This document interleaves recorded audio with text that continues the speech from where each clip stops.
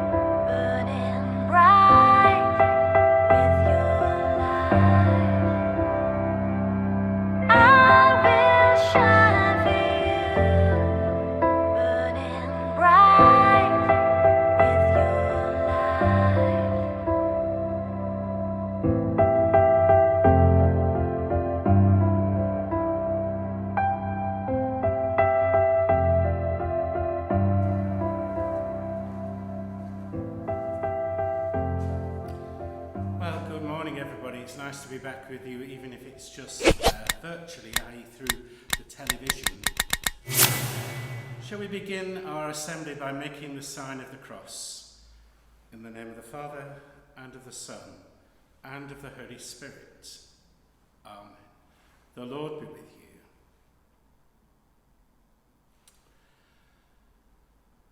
One of the things we've been thinking about in our church recently is the calling of disciples, the apostles. St. Peter's Day on Sunday, and we kept him here in church. Peter was one of his best friends. He picked 12 people who he was going to found the church on, what we call the apostles, the 12 first bishops of the church. And Peter was a lovely person. He was a fisherman. He used to put his net in and fish. And Jesus saw him one day and said, I'm going to make you fisher of men. Doesn't mean he had to catch men in his net. It meant that he was going to make him into his first priest, first bishop of the church, to look after his people and to care for them. And what I like about Peter is that he often got things wrong. He made a mess of things sometimes. There he was on the night before Jesus died, and Jesus said to wash the disciples' feet. And Peter said, you can't wash my feet. And Jesus said, unless I do this for you, you cannot be a disciple of mine.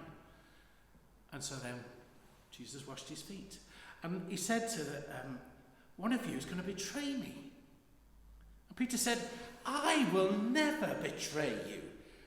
And Jesus just looked at him and said, tonight, before the cock crows, in other words, before it's morning, you will deny me 3 times. And that night when Jesus was arrested, they said to Peter, you were one of his disciples, weren't you? I've never heard him, never seen him before in my life. I'm sure you were one of them. Never seen him before in my life. I know you. You were what? No, never heard him. And then Jesus looked at him. And he realised what he'd done. He betrayed him. And it was wonderful after the resurrection appearances, when Jesus was alive again and met them on the seashore, Peter said, it's the Lord, and he jumped straight into the water and rushed to the side. It's so exciting. And he said, Peter, do you love me? Yes, Lord, you know that I love you. Feed my sheep.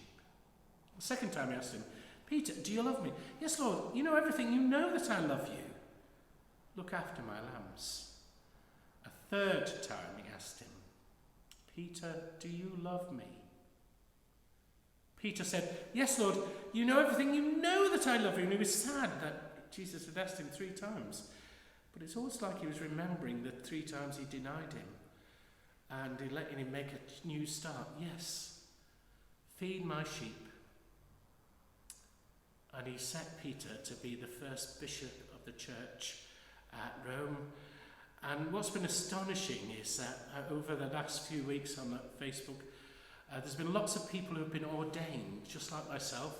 See, I wear a dog collar, shows I'm a reverend, I'm canon. Father Mark Gilbert, it means that I'm a priest. And lots of people still feel that call inside their hearts, that God is calling them to be his disciples. And what's wonderful about Peter is that he was an ordinary bloke, just like you and me.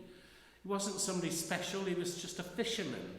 And this is whom Jesus chose to be the founder of his church. We give thanks for all those who are ordained at this time. And as we look forward into the future, we've got to think, well, what is God calling me to do?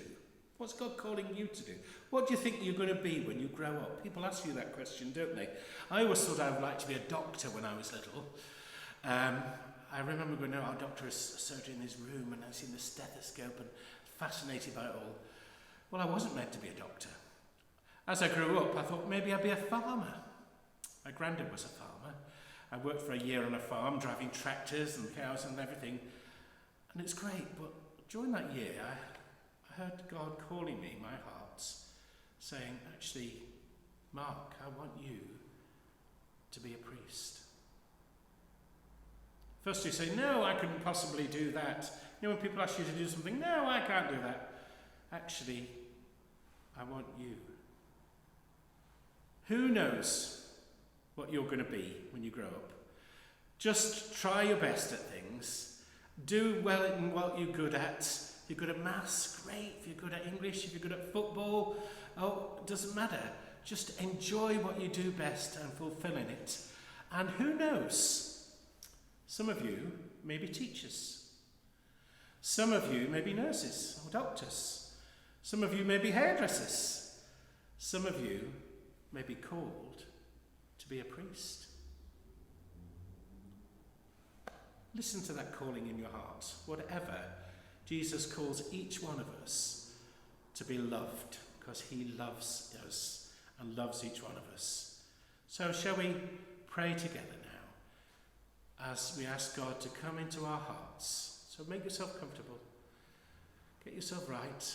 Maybe if you like to close your eyes, put your hands together. I like doing that. Let us pray.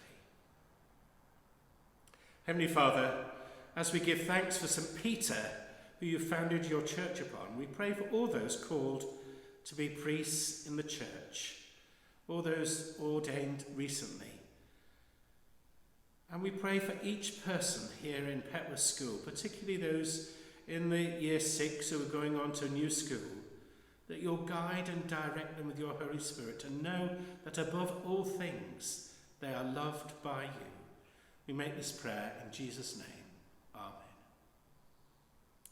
Shall we pray together the Lord's Prayer? Our Father, who art in heaven, hallowed be thy name. Thy kingdom come, thy will be done on earth as it is in heaven. Give us this day our daily bread, and forgive us our trespasses, as we forgive those who trespass against us. And lead us not into temptation, but deliver us from evil. For thine is the kingdom, the power, and the glory, for ever and ever. Amen. And may the Lord watch over you.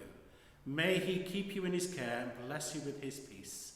And may Almighty God bless you, the Father, the Son, and the Holy Spirit. Amen. Abide now in his peace. Thanks be to God.